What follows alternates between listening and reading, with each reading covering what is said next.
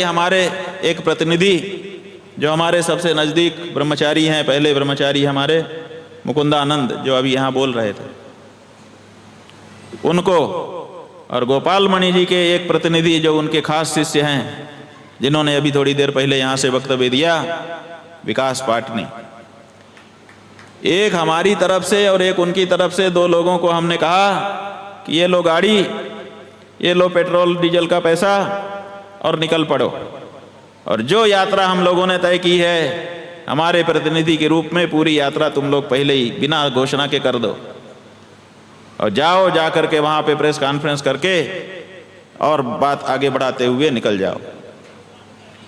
तो बंधुओं, विकास पाटनी और मुकुंदानंद ने ये यात्रा आरंभ की।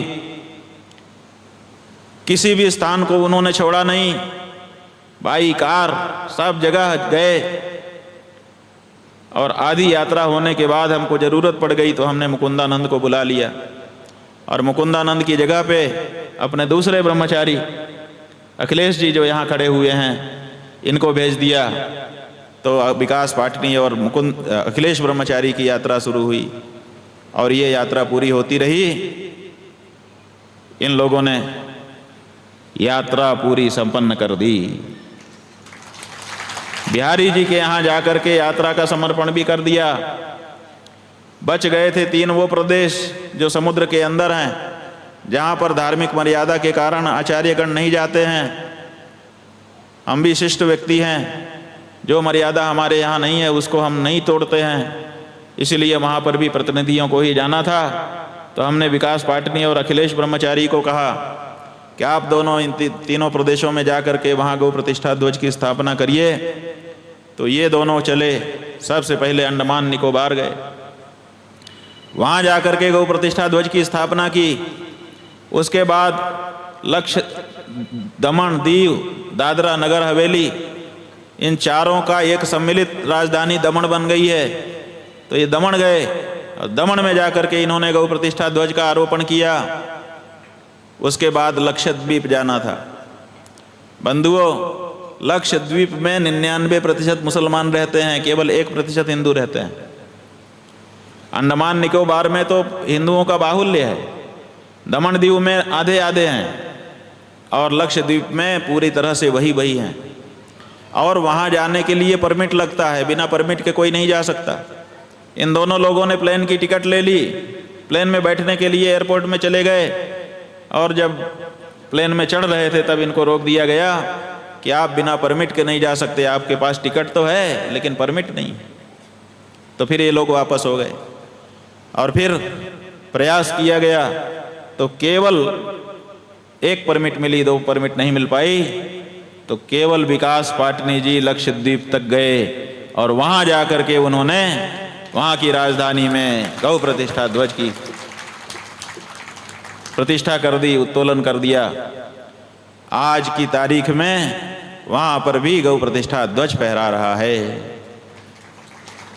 तो ये जो 36 प्रदेशों का हमारा संकल्प था, प्रतिनिधि माध्यम से, बड़े नियम से पूरा हो चुका है।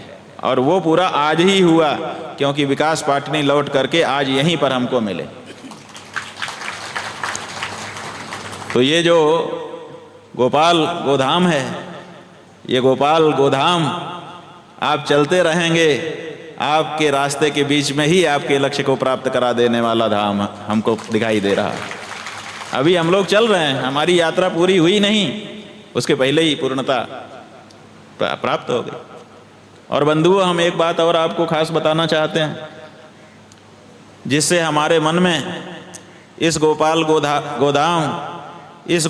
गोधाम के संस्थापक गोपाल मणि जी और उनसे जुड़े आप सब लोगों में बड़ी श्रद्धा हो गई। और उस श्रद्धा को उत्पन्न करने का काम विकास पाटनी ने किया।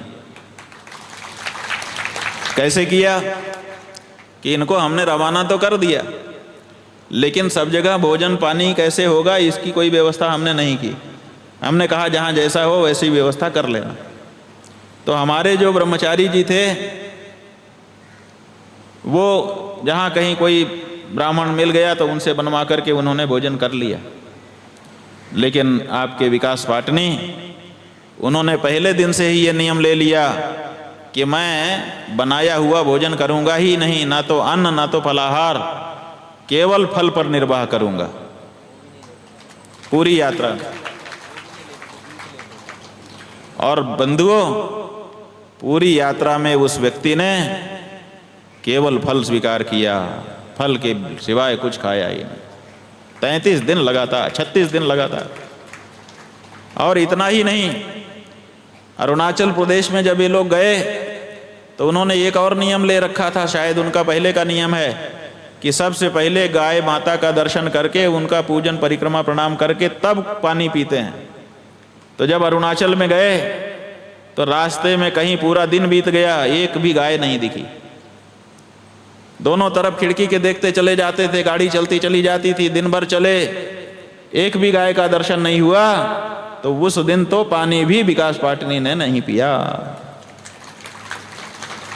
दूसरे दिन किसी गांव में एक गाय दिखी तो गाड़ी रोकी और गाड़ी रोक करके उसकी परिक्रमा प्रदक्षिणा की, तब जा करके जलपान किया।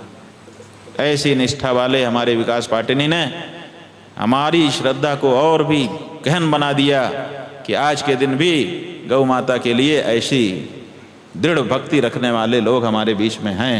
अभी हम बहुत निराश हो रहे थे, हम सोच रहे थे अब किसी को फर्क नहीं पड़ता है, लेकिन हमारी इस धारणा को आपकी गोपाल गोधाम के इस बालक ने तोड़ करके ऐसे मोर मड़ोर करके रख दिया कि कह नहीं सकते। कहाँ है विकास पाटनी? यहाँ आओ भाई, सामने आओ। ये जो जरी वाली माला ब्रह्मचारी सहजानंद जी ने हमको पहनाई है, हम समझते हैं कि ये आपके श्रीअंग पर सुशोभित होनी चाहिए। ब्रह्मचारी जी,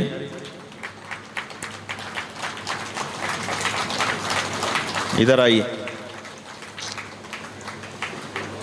विकास पाटनी को इस यात्रा के नियम पूर्वक पूरा करने का श्रेय जाता है।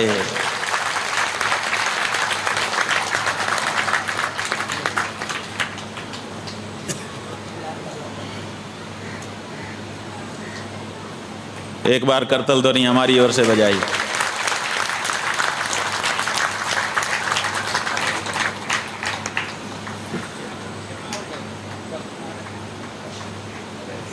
बैठो।